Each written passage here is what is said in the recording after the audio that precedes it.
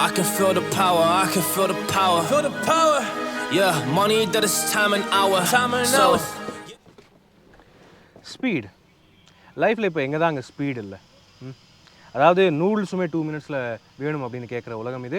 அப்படின்னு இருக்கும்போது 2024 டிஜிட்டல் உலகத்தில் எல்லாருக்குமே எல்லா இடத்துலையுமே வேகமாக தான் எல்லா வேலையும் நடக்கணும் அப்படின்னு தான் வந்து யோசிக்கிறாங்க. அதாவது ஃபோனில் ஸ்மார்ட் ஃபோன் எடுத்துகிட்டு ஃபுட் ஆர்டர் பண்ணிங்கன்னா அது இன்ஸ்டண்ட்டில் வரணும் அப்படின்னு எதிர்பார்க்குறோம். ஆன்லைனில் நீங்கள் ஆர்டர் பண்ண பொருள் வந்து பார்த்தீங்கன்னா முடிஞ்ச அளவுக்கு இன்றைக்கே கிடச்சிடணும் அப்படின்னு தான் எதிர்பார்க்குறோம். ஸோ அப்படின்னு இருக்கும்போது எல்லா விஷயத்துலையுமே வந்து ஸ்பீடு வந்து சரியா, அந்த கேள்வி நம்ம கண்டிப்பாக எழுப்பி தான் ஆகணும். ஏன் அப்படின்னு கேட்டிங்கன்னா, வாகனத்தில் நீங்கள் ரோட்டில் பயணிக்கும்போது அதிவேகம்ங்கிறது ரொம்பவே ஒரு தவறான விஷயமா இருக்குங்க. அதுவும் இப்போதைக்கு இருக்கிற காலகட்டத்தில் வந்து பார்த்திங்கன்னா, ஒரு வருஷத்துக்கு இந்தியாவில் மட்டும் 1,53,000 ஆக்சிடென்ட்ஸ் நடக்குது அப்படின்னு ஆன் அன் ஆவரேஜ் ஸ்டாட்டிஸ்டிக்ஸ் இருக்குங்க. அது மட்டும் இல்லாமல் 1 மணி நேரம் அப்படின்னு எடுத்துக்கிட்டிங்கன்னா, இந்தியாவில் மட்டுமே 1 மணி நேரத்துக்கு 53 ஆக்சிடென்ட்ஸ் நடக்குது. அந்த 53 ஆக்சிடென்ட்ஸில் 19 பேர்கிட்ட இறந்து போகிறாங்க அப்படின்னு ஒரு ஸ்டாட்டிஸ்டிக்ஸ் இருக்குது. ஸோ இதுக்கான காரணம் என்னங்க? வேகம். அதிவேகம், கண்ட்ரோல் பண்ண முடியாத அளவுக்கு வேகம். ஸோ இந்த வேகம்ங்கிறது ஒரு தவறான விஷயமாக வந்து இன்க்ரீசிங்லி பரவிட்டு போயிட்டே இருக்குங்க. அதுக்கான காரணம் என்னென்னா, எல்லாம் ரோட்லேயும் வந்து பார்த்திங்கன்னா மேக்ஸிமம் பவர் அதிகமாக வேணும்னு எதிர்பார்க்குறோம். எவ்வளோ சீக்கிரம் முடியுமோ அவ்வளோ சீக்கிரம் போய் இலக்கை அடையணும் அப்படின்னு எதிர்பார்க்குறோம். ஆனால் இலக்கு அடையிறோமோ இல்லையோ, நிறைய ஆக்சிடென்ட்ஸ் நடந்து பல பேர் இலக்கை தவறி வேறு வழியில் போயிடுறாங்க. அவங்களுக்கு வாழ்க்கையே வந்து பார்த்திங்கன்னா ஒரு குழஞ்சு போயிடுது. ஸோ அந்த விஷயங்கள் நடக்காமல் இருக்கிறதுக்கு தான் பார்த்திங்கன்னா ஸ்பீட் வந்து நம்ம முடிஞ்ச அளவுக்கு கண்ட்ரோல் பண்ணணும். நம்மளுடைய கண்ட்ரோலை மீறி ஓவர் ஸ்பீடு போகிறத தயவுசெய்து அவாய்ட் பண்ணணும். இதுக்காக தான் என்னென்ன பண்ணியிருக்காங்க கார்ஸை பொறுத்தவரை அப்படின்னு பார்த்தீங்கன்னா, speed limits, speed restrictions, speed warnings எல்லாமே வந்து இப்போ இருக்கிற BS6 கார்ஸ் எல்லாத்துக்குமே இருக்குது. அதாவது நீங்கள் ஒரு உதாரணத்துக்கு பார்த்தீங்கன்னா 80 km/h ஸ்பீட் ரீச் பண்ணுறீங்க அப்படின்னா அதுக்கு ஒரு ஸ்பீட் வார்னிங் வரும். அதுக்கு மேலே ஒரு 100 தாண்டுறீங்கன்னா அதுக்கு இன்னொரு ஸ்பீட் வார்னிங் வரும். 120 தாண்டுறீங்கன்னா கண்டிப்பாக கண்டினியூஸ் வார்னிங் வந்துகிட்டே இருக்கும். ஏன்னா இப்போதைக்கு இந்தியன் ரோட் கண்டிஷன்ஸில் பார்த்தீங்கன்னா 120 தான் மேக்ஸிமம் சேஃப் ஸ்பீடு. அதுவும் வந்து ரோடு ஃப்ரீயாக இருக்கும் போதுமே 120 தான் maximum safe speed. Crash test நடக்கிறதே பார்த்தீங்கன்னா இப்போது எல்லா என்கேப்போடைய கிராஷ் டெஸ்ட்லையுமே நீங்கள் பார்க்கலாம் 64 km/h தான் வந்து maximum safe crash test average speed. So அப்படின்னு இருக்கும்போது நீங்கள் ஒரு 64 km/h ஸ்பீடில் போகிறீங்க, எதிரில் வர்றவங்களுமே ஒரு 64 km/h ஸ்பீடில் வர்றாங்க அப்படின்னு இருக்கும்போது 64 + 64ன்னு வரும்போது அந்த கிராஷ் ஃபோர்ஸே வந்து டபுள் மடங்கு இருக்கும். ஸோ அப்படி நீங்கள் யோசிச்சு பார்த்தீங்கன்னா எந்தளவு ஒரு டேமேஜ் இருக்குங்கிற ஒரு ஐடியா உங்களுக்கு வந்து கண்டிப்பாக கிடைக்கும். அதனால தான் முடிஞ்ச அளவுக்கு ஆவரேஜ் ஸ்பீடாக ஓட்டுறது நல்லது. எப்படி இருந்தாலும் நீங்கள் வேகமாக ஓட்டி என்னங்க பயன்? எப்படி இருந்தாலுமே ஒரு அதிகமாக வேகமாக போய் ஒரு 1/2 மணி நேரம் முன்னாடி போய் சேர்றதுக்கு கொஞ்சம் சீக்கிரமாக நீங்கள் கிளம்பி பொறுமையாக ரிலாக்ஸ்டாக நீங்கள் ட்ரிப்பை என்ஜாய் பண்ணிவிட்டு ட்ரைவை என்ஜாய் பண்ணிவிட்டு போய் சேர்ந்தீங்கன்னா அந்த வித்தியாசங்கிறது பெருசாகவே தெரியாது உங்களுக்கு. முக்கியமாக ரோடு ரேஜ் பண்ணுறத தயவுசெய்து நிறுத்துங்க.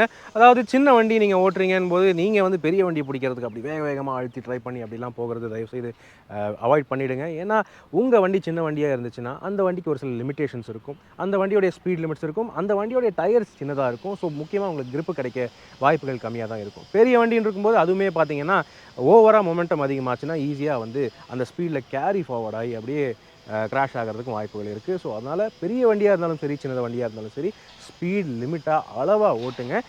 யாருக்கும் வந்து போட்டி போடுறதுக்கு இல்லைங்க. நம்ம ரேஸ் ஓட்டுறது இல்லை. ஸோ பொறுமையாக ஓட்டுறது என்றைக்குமே நல்லது. உங்களுக்கும் நல்லது, உங்கள் குடும்பத்துக்கும் நல்லது. அதை வந்து மறந்துடாதீங்க.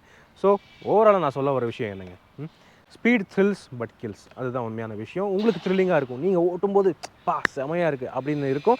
ஆனால் அது ஏதாவது ஒரு சின்ன ஒரு தவறு நடந்து போச்சுன்னா கண்டிப்பாக பாதிப்பு உங்களுக்கும் உங்களுடைய குடும்பத்துக்கும் மட்டும்தான். அதையும் நீங்கள் மறந்துட வேண்டாம்.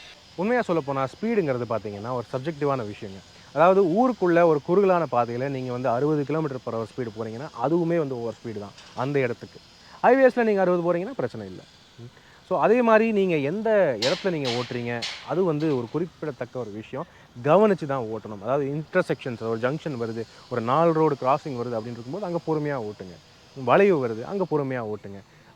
எல்லா ரோட்லையுமே இப்போதைக்கு வந்து பார்த்தீங்கன்னா ஸ்பீட் லிமிட்ஸுங்கிறது எப்போவுமே ஆக்டிவாக தான் அந்த போர்டு வந்து வச்சுருக்காங்க. ஸோ அந்த ஸ்பீட் லிமிட்டில் என்ன ஸ்பீட் லிமிட் கொடுத்துருக்காங்களோ அந்த லிமிட்டில் ஓட்டுங்க.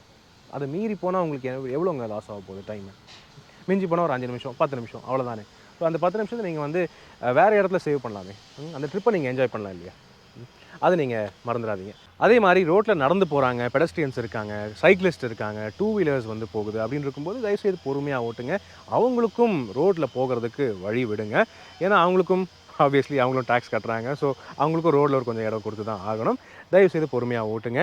வேறு எந்த வண்டி வருது அதை வந்து பார்த்து கவனித்து ஓட்டுங்க. லேன் சேஞ்ச் பண்ணுறதையுமே வந்து பார்த்தீங்கன்னா ப்ராப்பராக ஓஆர்விஎம்ஸை யூஸ் பண்ணி பின்னாடி வண்டி வருதா இல்லையாங்கிறத பார்த்து பண்ணுங்கள். ஏன்னா நீங்கள் வேகமாக போகிறது மட்டும் பத்தாது, நீங்களும் வீடு போய் சேரணும், எல்லோரும் வீடு போய் சேரணும், சேஃபாக இருக்கணும். அதுதான் வந்து நான் சொல்கிற வர விஷயங்க. இதையும் தாண்டி வேறு என்ன இருக்குது அப்படின்னு பார்த்தீங்கன்னா, நீங்கள் எந்த சீட்டில் உட்காந்து போனாலுமே, எந்த ஸ்பீடில் போனாலுமே ப்ளீஸ் சீட் பெல்ட் போடுங்க. சீட் பெல்ட் போட்டுட்டு பயணிங்க. அப்போ தான் வந்து இன்கேஸ் நீங்கள் சரியாக ஓட்டி இருந்து வேறு ஒருத்தங்க சரியாக ஓட்டாமல் இருந்தாலும் ஆக்சிடெண்ட் ஆனாலுமே உங்களை காப்பாற்ற முடியும். வண்டியும் சீட் பெல்ட்டும் உங்களை காப்பாற்றும். ஸோ அதை நீங்கள் மறந்துடாதீங்க. ஸோ இதனால் நான் சொல்ல வர விஷயம் என்னென்னு பார்த்தீங்கன்னா, always be the better guy. Speed thrills but kills. Speed உங்களுக்கு த்ரில்லிங்காக இருக்கும், ஆனால் பாதிப்பு அப்படின்னு வந்துச்சுன்னா உங்களுக்கும் உங்களுடைய குடும்பத்துக்கு மட்டும்தான் இருக்கும். அதனால் எப்போவுமே சேஃபாக ஓட்டுங்க, சீட் பெல்ட் போட்டுட்டு ஓட்டுங்க, ஸ்பீட் லிமிட்டில் ஓட்டுங்க. அண்ட் வண்டியில் இருக்கிற எல்லாருமே அவசியம் சீட் பெல்ட் போட்டுங்க. தயவு செய்து சன்ரூஃப் வழியாக தலையை வெளியே விட்டுலாம் ஓட்டாதீங்க. அதுதான் உங்களுக்கும் சேஃப், உங்கள் ஃபேமிலிக்கும் safe. So be the better guy. Thank you.